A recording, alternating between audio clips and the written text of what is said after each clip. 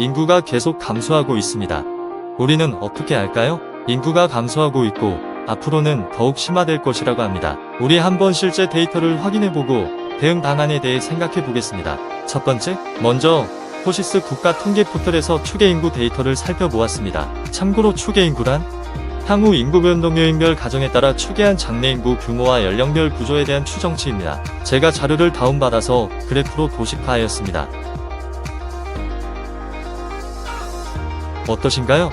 2020년 약 5,184만 명으로 정점을 찍은 후 현재도 하락하고 있으며 2040년에는 더욱더 하락하여 약 5,019만 명으로 추정되고 있습니다. 두 번째, 다음은 2023년 8월 기준 전체 인구수에서 30에서 40대 인구 비율 데이터를 살펴보았습니다. 마찬가지로 코시스 국가 통계 포털 자료에서 확인이 가능합니다.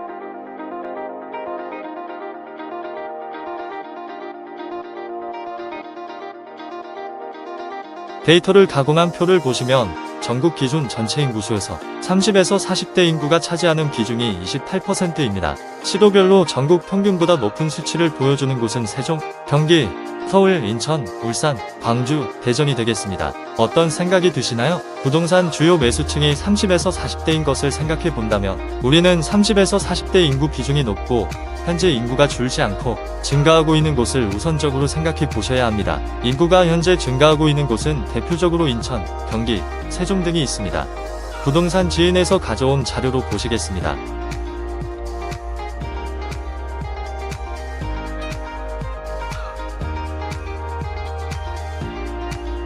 이외에도 또 단위 아래 지역에서 인구가 증가하고 있는 곳들도 있으니 꼭 직접 확인해 보시길 바랍니다. 물론 경기도 안에서도 편차가 있습니다. 세 번째, 그리고 아셔야 할 사항이 있습니다. 우리나라도 일본과 같이 인구가 소멸하면서 부동산이 장기 침체에 들어갈 것이라는 의견입니다. 중요한 것은 일본도 일반적으로 그렇다는 것입니다. 지난 몇 년간 데이터를 보면 도쿄와 오사카, 교토 같은 중심 지역은 가격이 크게 상승하였음을 아셔야 합니다. 그리고 일본의 경우는 하방 지지선 역할을 해주는 전세 제도가 없습니다. 또 중요한 것은 정치에 대한 국민의 관심입니다. 우리나라는 부동산 정부 정책에 따라 정권이 교체되기도 하지만 일본은 시민의 정치 참여가 활발하지 않습니다. 그래서 상승장이 되었을 때 규제 정책을, 하락장이 되었을 때 완화 정책을 펴는 우리나라 정부 대응을 생각하셔야 합니다. 너무 올라도 너무 떨어져도 우리나라는 정부가 개입합니다. 오를 때는 너무 오르지 않게 하는, 내릴 때는 너무 내리지 않게 하는 처방약을 내놓습니다. 네 번째, 마지막으로 그럼 우리는 어떻게 대응해야 할까요?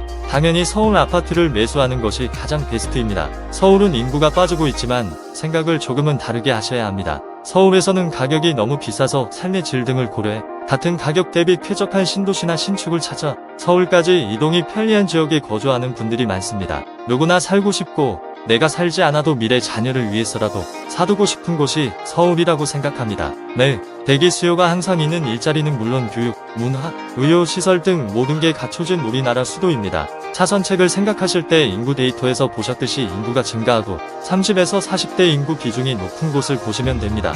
그러면 수도권도 아닌 지방은 어떻게 하냐고 하실 수 있습니다. 그렇다면 내가 조금 직장까지 이동이 불편하시더라도 그래도 인근 광역시를 고려해보는 게 좋습니다. 그런데 자녀 학교 문제 등으로 그것도 고려하기가 힘들다면 어떻게 해야 할까요? 본인이 생활하고 있는 곳은 임차로 주거하시고 매수는 개인 투자금 등 여건에 따라 지방 광역시나 수도권에 전세를 끼고 매수의 임대인이 되실 것을 추천합니다. 그리고 또 생각하셔야 할 것이 있습니다. 내가 거주하고 있는 곳을 전세로 구하면 당연히 전세금만큼의 돈이 묶여버립니다. 그러니 내가 임차로 거주하는 곳과 매수하는 곳의 금액 차이를 비교해 보시고 여력이 안 되신다면 내가 거주는 월세로 하시는 것이 투자를 위한 목돈 마련에 더욱 용이합니다. 그러면 너무 과도한 월세는 괜찮을까요? 그 자체가 삶의 질을 떨어뜨리기 때문에 당연히 안 됩니다. 그렇다면 월세를 줄여야 하는데 월세를 줄인다는 것은 임차로 거주할 공간의 질이 조금은 떨어진다는 것을 각오하셔야 합니다. 그건 각자 본인의 선택입니다. 내가 아직 미혼이라면 월세를 구하고 그리고 충분히 월세를 줄일 수 있는 곳에 거주하는 것이 조금이라도 빨리 원하는 곳에 내 집 마련을 가능하게 하는 방법이라고 생각합니다. 하지만 결혼을 했고 자녀가 있다면 가족들의 생활 수준도 고려를 하셔야 하니 가족들 간 서로 만족할 수 있는 합의점을 찾는 과정이 필요할 것입니다. 오늘은 인구 감소 시대에 우리가 어떤 지역을 고려해야 하는지, 어떤 거주 형태를 선택해야 하는지에 대하여 살펴봤습니다. 여러분의 선택에 도움이 되셨으면 좋겠습니다. 감사합니다.